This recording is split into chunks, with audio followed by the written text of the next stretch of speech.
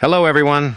The renowned Lady Colin Campbell, Samantha Markle, and Thomas Markle have now united to reveal what many of us have been doubting for years: the legitimacy of those children and their eligibility for royal succession. As you are all aware, I've been following this story from the start, and there has always been something about those pregnancies that bothers me.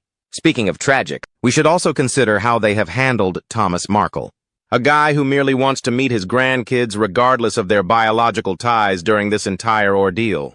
Meghan's brutality in excluding him and portraying him as the antagonist in their story reveals her true nature. When Lady Colin Campbell demanded clarification on the succession problem, she made yet another great point. The destiny of the British monarchy is at stake here, not just family drama. It is not appropriate for the line of succession to be plagued by uncertainty. What's truly telling, Montecito's silence. No explanations, no denials, just more of their typical victimization. When they are questioned about anything, racism, jealousy, or media prejudice are always blamed on someone else. Their own deeds never come back to haunt them. I can't help but wonder how things could have turned out if Harry had wed someone who truly valued the institution and knew what it meant to be a royal. As an alternative, he fell in love with someone who viewed the crown as only a springboard to stardom in Hollywood, and now, look at him, living in California, away from his family, while he creates embarrassing films and ghostwrites memoirs, all the while watching his brother and sister-in-law continue the tradition he once shared. Isn't it similar to seeing a car crash in slow motion? The saddest thing is that Harry most likely isn't even aware of the extent of his manipulation. Every action he has taken from that initial "What's the Commonwealth" moment has been planned to keep him away from his roots and family. The man who proudly served his nation is now relegated to reading audiobooks and making appearances at progressive gatherings. Let's return to these most recent discoveries, though. Samantha Markle isn't simply making wild claims when she talks about those frozen eggs. Months before Archie's purported birth, she recounted what her father had told her. That's first-hand knowledge from someone who was still in touch with Meghan at the time. So it's not conjecture. The hurried wedding, the well-timed pregnancy announcement at Princess Eugenie's wedding, because God forbid anyone else received 5 minutes of attention, and the enigmatic birth arrangements, all of this makes it seem more like a well-planned public relations campaign than a genuine royal pregnancy and delivery. The royal insider's statement that rumors have been brewing for years is very telling. These issues have existed for a long time. They are not new. However, it's getting difficult to dismiss the obvious questions now that more people are speaking up and more information is becoming available. Lady Colin Campbell has good reason to seek proof. Given the situation, it is just what any responsible institution would need. The British throne succession is not a trivial matter that should be dismissed with victim stories and privacy arguments. Do you recall how protective they became when the pregnancy was brought up? How come they would instantly accuse someone of racism or privacy invasion? Traditional strategies for diverting someone who has something to conceal. Because let's face it, why not simply be up and honest about it if everything was legal? Not to mention their history of telling the truth. The passport that was purportedly revoked, the doors that were purportedly shut, the secret wedding that never took place, and the media that was purportedly non-racist. Each time their allegations have been verified. They have collapsed like a house of cards. However, this isn't the same. They can't skirt this issue by focusing on a trivial element. The validity of having 2 children in the line of succession to the British monarchy is at issue here. This is very important constitutional ground. The way they have weaponized these kids, hiding them away when it doesn't work, and utilizing them for publicity when it does, is what really irritates me. Do you recall those easy photo releases that happened anytime bad news was accumulating? The calculated first day of school pictures when they wanted favorable publicity. And now, where are these kids? The alleged successors to the British throne are less visible than Tyler Perry's private jet. All of this is a part of the same pattern of control and manipulation that we have witnessed since day one. There is no greater glaring difference between the offspring of William and Catherine. The ideal balance between privacy and civic responsibility is being instilled in George, Charlotte, and Louis. They attend the right activities. They are getting ready for their future lives, and they are learning about their roles. What do Lilibet and Archie know about their ancestry in the meantime? Regarding the supposed family they belong to? What about the tradition and history they ought to be associated with? Their parents have created for them to grow up in. excluding them from everyone and everything that ought to be a part of their life. Do you recall the secrecy around Archie's birth? It all makes sense now, doesn't it? How they totally deviated from royal custom, declining to take the hospital stairs portrait and abruptly switching from Frogmore to Portland Hospital. Let's also discuss Samantha Markle's recent revelation to Dan Wooten. The shocking revelation that months before Archie was allegedly born, Thomas Markle had mentioned Meghan's frozen eggs.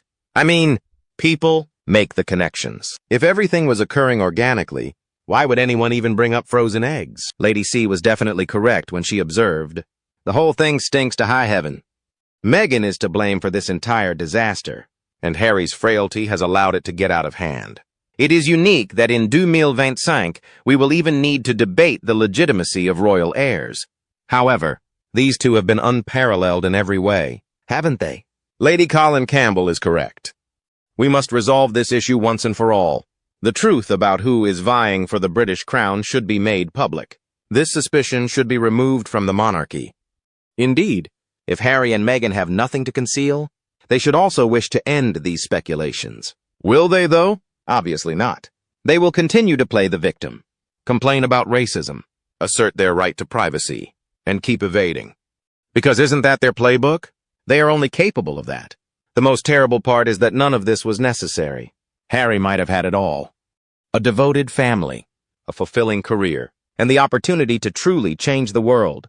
He decided on this instead, a life of PR gimmicks and Netflix agreements, never-ending drama, and incessant controversies. My heart aches for King Charles as he attempts to modernize the monarchy while juggling this never-ending circus from California.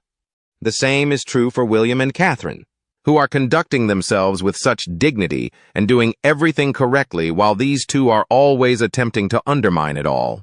But what do you know? The truth finally finds its way to the surface. And I believe we're coming closer to that reality every day because of the refusal of individuals like Lady Colin Campbell, Samantha Markle, and Thomas Markle to remain silent. The situation surrounding Meghan and Harry, particularly in regard to the legitimacy of their children's place in the royal line of succession, continues to draw attention from all sides. At the heart of the matter, however, lies a much deeper issue than simple curiosity about the royal family's future heirs. It is instead about the extraordinary lengths to which Meghan has gone in her attempts to manipulate not only public perception, but also the very nature of royal expectations and transparency. With each new twist in the saga, the facade grows thinner, and what was once dismissed as conjecture now appears increasingly like a carefully orchestrated campaign to mislead the public. Let's start by looking at the basic, undeniable fact. Meghan's insistence on privacy and the secrecy surrounding her pregnancies does not sit well with the royal traditions she ostensibly claimed to respect. When news first emerged of her pregnancies, the world was told to accept whatever narrative they wished to present, whether it aligned with royal norms or not. There was no hospital steps photo, no glimpse into a family moment shared with the public, a moment which, historically, has served as an important bridge between the monarchy and the people. Instead, we were told that Meghan preferred privacy. And somehow, this request for privacy was granted by the very institution that thrives on public transparency. But here's the kicker. Why the constant need for secrecy? When a royal family member is pregnant, especially one ranked so highly in the line of succession, there is an inherent expectation of openness. The royals have long been a symbol of unity, tradition, and service. Meghan, on the other hand, seemed to see herself as above such obligations, requesting privacy while simultaneously courting media attention whenever it suited her. It was almost as if she had stumbled upon a masterstroke of PR strategy: demand privacy for herself, yet use her children as pawns for global media attention. It is also remarkable how every new revelation seems to follow the same pattern. When questions arise, whether about her children's births or other parts of her life, the immediate reaction is to cry foul, to blame the media, or to claim victimhood. Yet, in every instance, there are significant cracks in her narrative. If everything had truly been above board, then why did we see such bizarre reactions? Instead of offering a simple explanation, Meghan chose to hide behind a wall of media manipulation, portraying herself as a poor, misunderstood woman under constant attack. The irony here is, of course, glaring. Her very silence only fuels the fire of suspicion, making it impossible for anyone to take her story at face value. But let's not forget the key point of all this: the royal succession. Archie's and Lilibet's place in the line of succession has been questioned for a reason, and that reason lies in the very nature of their births. What Meghan and Harry have consistently failed to address, despite their best efforts to evade scrutiny, is the possibility that surrogacy may have been involved. This isn't just speculation. It's a question that hangs over the monarchy's future, one that casts a long shadow. The secrecy surrounding the births, the choice of unconventional medical professionals, and the complete lack of transparency have only served to stoke the flames of doubt. Let's examine the logic of it all. If Meghan truly had carried these children herself, why would she choose to make such an issue of privacy? Why would she then willingly throw away the royal traditions that have stood for centuries? The decision to shield her pregnancies from the public, to create a barrier between her children and the people, only gives rise to more questions. And while we're at it, let's talk about the classic contradiction that Meghan's actions have become. She claims to be a voice for women's rights, for privacy, for dignity, yet at every turn, her actions betray these very principles. It's almost as if she's playing a game, where the rules bend to suit her whims and the consequences are always conveniently placed on others. This is not a Hollywood marketing gimmick. Rather, it is the British line of succession. These days, the integrity of the monarchy itself is at stake, not simply privacy. Consider this. These children would not even be eligible for the line of succession if surrogacy had been used. There are no exceptions to the norm that heirs must be born to a titled royal mother. Archie and Lilibet are currently ranked 6th and 7th in line for the throne, respectively. The latest revelations from Samantha Markle about frozen eggs and prior discussions with Thomas Markle only add fuel to this already burning fire.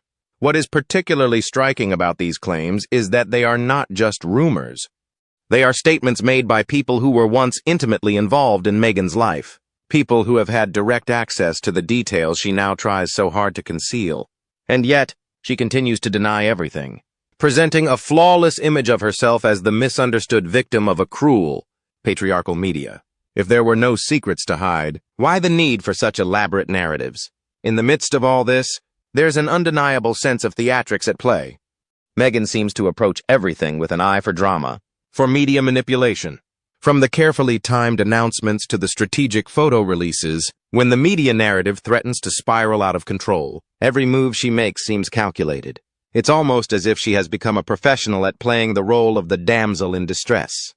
Each time the narrative gets uncomfortable, a new revelation appears, keeping the media busy and ensuring that the public focus shifts away from the real issues. And somehow, we're meant to believe that this is all happening organically, that this is simply how things unfolded. Yet, no one is buying it anymore. The cracks in Meghan's persona have grown too large to ignore.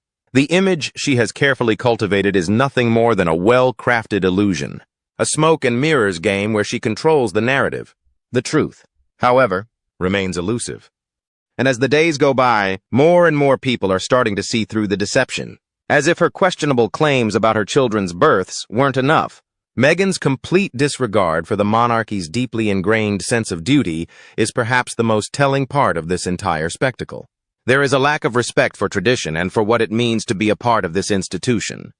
While Catherine, the Princess of Wales, has managed to strike a delicate balance between her role as a mother and as a member of the royal family, Meghan seems to view her royal duties as nothing more than a stepping stone to further her personal brand. She is not interested in upholding the monarchy's values. She is interested in using it to further her own narrative. When it comes to her children, it becomes painfully clear they are not cherished for the legacy they are a part of. They are treated as commodities, tools to further Meghan's career, and to keep herself at the center of media attention. Each appearance, each photo release is a calculated move, designed to extract maximum benefit while offering minimal information. Meanwhile, the children themselves, if indeed they are her biological children, remain hidden, largely shielded from the public eye. Then we have the matter of her handling of Thomas Markle, a man who only sought to be a part of his grandchildren's lives. Meghan's treatment of him throughout this entire saga has been appalling, with her repeatedly painting him as the villain in a story that could have been written differently. Her actions towards her father raise serious questions about her true character. Does she truly value family? Or is she willing to sacrifice any relationship for the sake of her own narrative? The way she has cast him aside, just as she has cast aside anyone who does not fit into her vision, speaks volumes about her true priorities. In the end, Meghan's refusal to be transparent, her relentless manipulation of and her obsession with controlling the narrative have only worked to alienate those who might have once supported her. The monarchy, as it stands, is an institution that has lasted for centuries because of its commitment to public service and duty. Meghan's actions, on the other hand, suggest that she views it as a vehicle for her personal ambitions. In her world, tradition is nothing more than an inconvenient obstacle to be discarded when it no longer serves her. As more people continue to speak out, as more pieces of the puzzle fall into place, it's becoming clearer than ever that the truth is being deliberately obscured. The legitimacy of her children's place in the royal line of succession is a matter that cannot simply be brushed aside. It's not just about privacy or family drama, it's about the future of the British monarchy itself. And unless Meghan and Harry come clean, these questions will continue to linger, casting a shadow over the very institution they claim to respect. So, we've just broken down and analyzed every angle of this dramatic story. While the full truth may not yet be revealed, it's clear there are many signs pointing to a carefully orchestrated plan rather than a series of random events. Can Meghan and Harry continue to conceal the truth? Will the mystery surrounding their children ever be resolved? This story is far from over, and we'll have to keep watching for the latest developments. If you found this analysis interesting and want to stay updated on all the latest videos, don't forget to hit like, comment your thoughts below, and subscribe to the channel so you never miss an update. Be sure to share this video with anyone else who's also following this story. We'll keep you posted with fresh, exciting, and dramatic content. Thanks for watching. What irritates me the most? The sharp difference between Miss Montecito's approach to childbirth and Catherine's approach to pregnancy. Our dear Princess of Wales, Catherine, has always been the model of elegance and openness. After every delivery, she shared her happiness with the country while standing proudly on those hospital steps. Since they are aware of their responsibility to the people, it is what true royals do. But Miss Markle, privacy please, there is no transparency or tradition. Just more smoke and mirrors from the woman who has made manipulation an art form, and everything is cloaked in mystery. And poor Harry, oh how far he's fallen. From our beloved prince to a mere puppet in California dancing to her music. Let's face it, she is the same woman who made up racist talks about her unborn child and lied about everything from her confinement in a castle. The same woman who said she didn't even know what the Commonwealth was and never Googled Harry. Should we really believe her when it comes to something as important as the legitimacy of possible heirs to the throne? What's fascinating, do you know? Even people in the royal circle are taking notice of this controversy, according to the palace insider cited in these publications. When the monarchy is being questioned by those closest to it, you know something is badly wrong. Let's also discuss timing. Why is everything being revealed at this time? Is it because their Netflix contract is failing?